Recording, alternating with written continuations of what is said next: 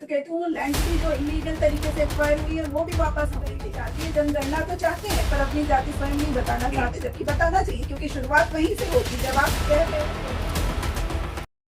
नमस्कार। इस वक्त हमारे साथ Manvi Pandey advocate Supreme Court of India से मौजूद है।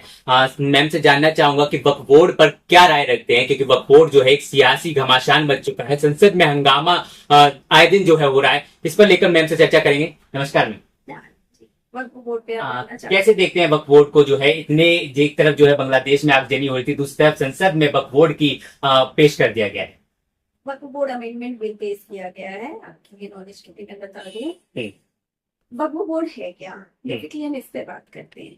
वक्फ बोर्ड मतलब ये this is a tool for what, for transferring the lands, properties, buildings in the name of charity to Muslims.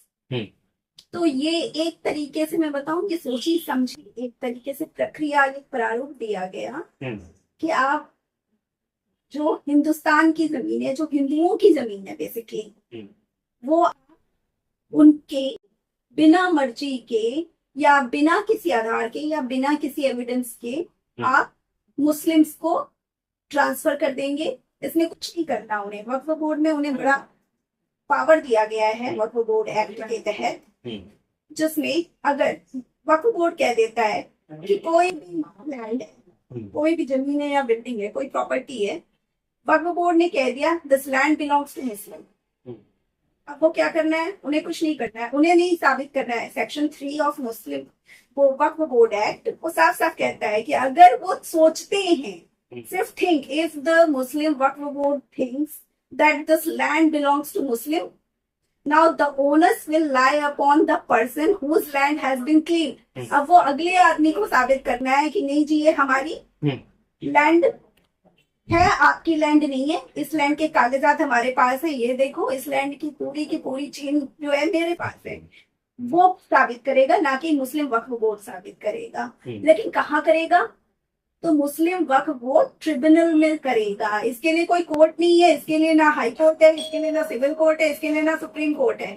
It can not go anywhere. Muslim Waqf board में जाके उसको अपने कागजात दिखाने कि this land belongs to me. लेकिन अगर मुस्लिम Waqf board को लगता है, क्योंकि उनके अपने लोग हैं, उनकी अपनी कम्युनिटी से बैठे हुए लोग हैं, देयर इज नो आउटसाइडर, उस बात की, उस व्यक्ति की जिसकी जमीन छीनने की कोशिश की जा रही है, एक ट्रैप बनाया जा रहा है, उसके पास एक ट्रांसपेरेंट मैकेनिज्म नहीं है अपनी बात साबित करने के लिए। वो कह तो सकता है अपनी बात, पर साबित नहीं कर सकता है। वहां पे क्या होना है, अल्टीमेटली वो उसके अगेंस्ट में जाएगा और वक्फ बोर्ड में ये साबित हो जाएगा कि ठीक है ये लैंड जो है वक्फ बोर्ड की है। अब ये देखो, रिसेंटली आप ये देखेंगे कि अभी तमिलनाडु में ही वक्फ बोर्ड ने क्या किया, 6 गांवों को कह दिया कि ये वक्फ बोर्ड की है।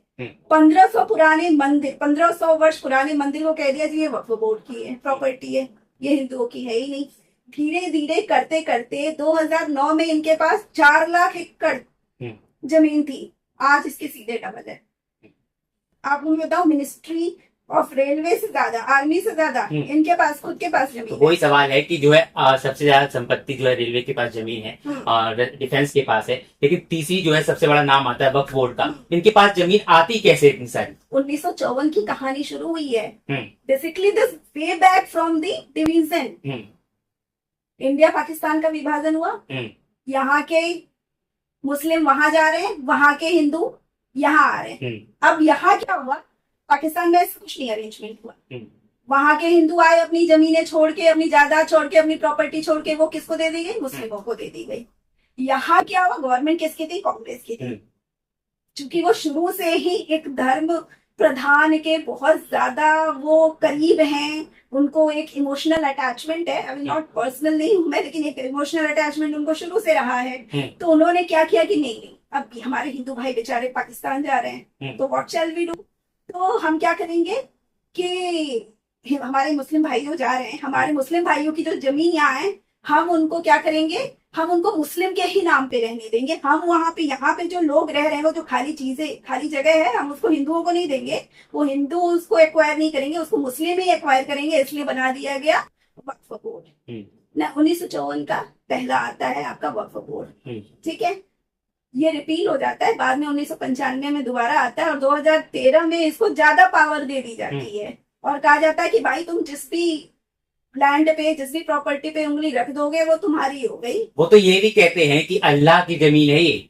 दैट्स वाई मैंने हाँ। एक आपको बोला कि सोचा section 3 of Waqf board act आप जब पढ़ोगे हाँ। तो वो ये नहीं कहते हैं कि मुझे जी अगर ही मुस्लिम के पास कोई कागज है किसी जमीन से संबंधित या उनके पास कोई भी एविडेंस है जिससे वो दिखाकर यह साबित कर सके कि ये जमीन उनकी है, नहीं।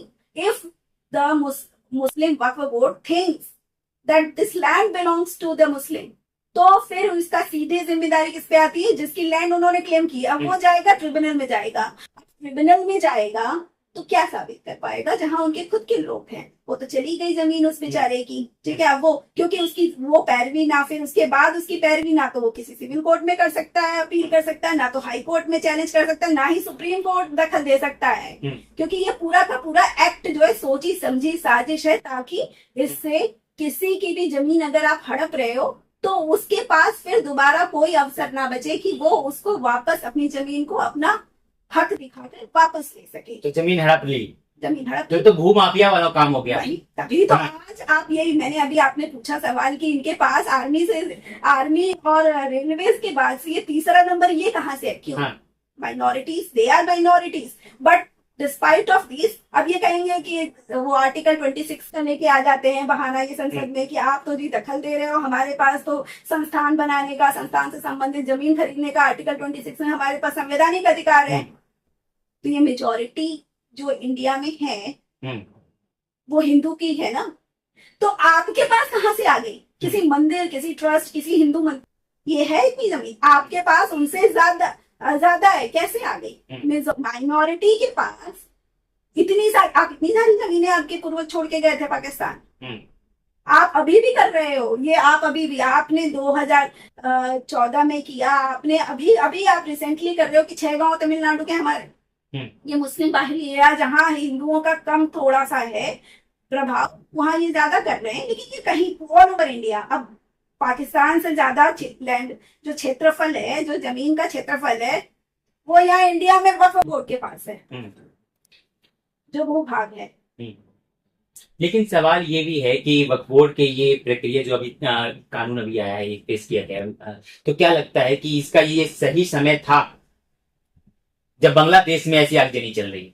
इनको तो बहुत पहले कर देना चाहिए था, पिछली सरकार में कर देना चाहिए, ये तो लेट हो गए हैं। जब इनके पास पूरा का पूरा पूर्ण सांसदों की संख्या थी तभी इनको पास कर देना चाहिए। दे रहा है, दुरुस्त है, ठीक है, किया। बांग्लादेश एक अलग जो है, बांग्लादेश का जो भी इस समय इंटरनल वॉर कह लीजिए, जो इंटरनल वॉर चल रहा है वो अलग है, वो उनका आपसी, उससे इंडिया का उसमें कोई लेना देना नहीं है, ना ही उनका दखल है। ये हम अपना इंटरनल देख रहे हैं, उसमें अगर बांग्लादेश में अगर कुछ हुआ तो उसको हम ऐसे इससे, इंडिया का अगर कुछ चल रहा है, ये अगर अपनी कोई पॉलिसी ले आ रहे हैं, अमेंडमेंट ला रहे हैं, बिल ला रहे हैं, तो इसमें उसमें बांग्लादेश का क्या इफेक्ट है? बांग्लादेश से तो लेकिन विपक्ष तो कह रहा है ना कि मुस्लिमों के साथ कहीं ना कहीं जो है इस तरीके की वो विचार बनाया जा रहा है ताकि उसी तरीके के हालात बन सके। बांग्लादेश में तो हिंदुओं के साथ अत्याचार हो रहा है, खुले आम तौर पे हो रहा है। फिर विपक्ष तो कुछ भी आके नहीं कहता। राहुल गांधी मोहम्मद यूनुस को बधाई तो दे देते हैं, लेकिन वो एक बार भी नहीं कहते हैं कि कृपया वहाँ शांति, इतना भी नहीं कह सकते हैं वो। हिंदुओं का नाम लेना तो छोड़ दीजिए, वो इतना भी नहीं कह सकते हैं कृपया वहाँ शांति व्यवस्था, कानून व्यवस्था बनाए रखें और अपने देशवासियों, किसी भी देश में, मैं नहीं मानती मुस्लिम भी यहाँ देशवासी हैं, हिंदू भी यहाँ देशवासी, एवरीबडी इज अ सिटीजन।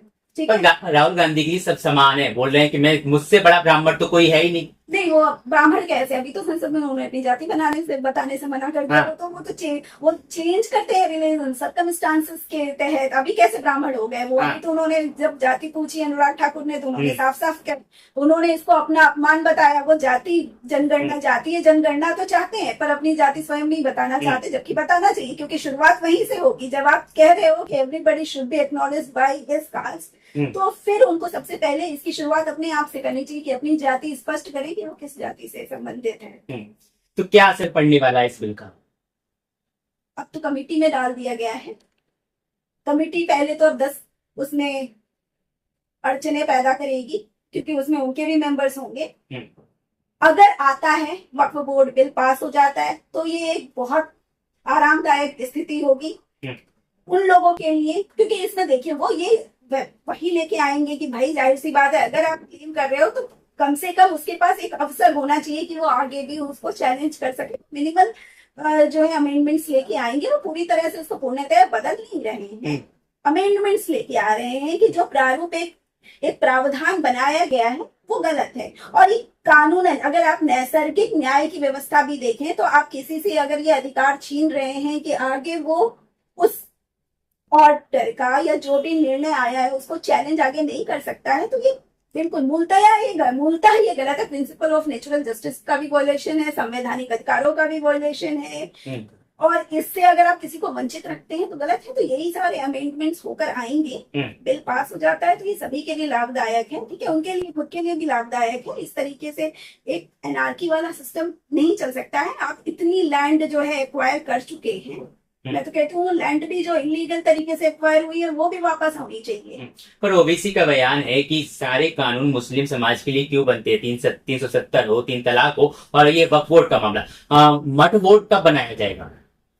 जब अगर गलत होगा तो सबके साथ होगा। अभी फिलहाल आप ही के लिए इतना ज्यादा फेवर किए गए हैं कि अब वो पहले धीरे धीरे वापस लिए जाए। दूसरी बात, अगर कहीं भी गलत दिखेगा मठ बोर्ड की भी जरूरत पड़ेगी, वो भी बनेगा।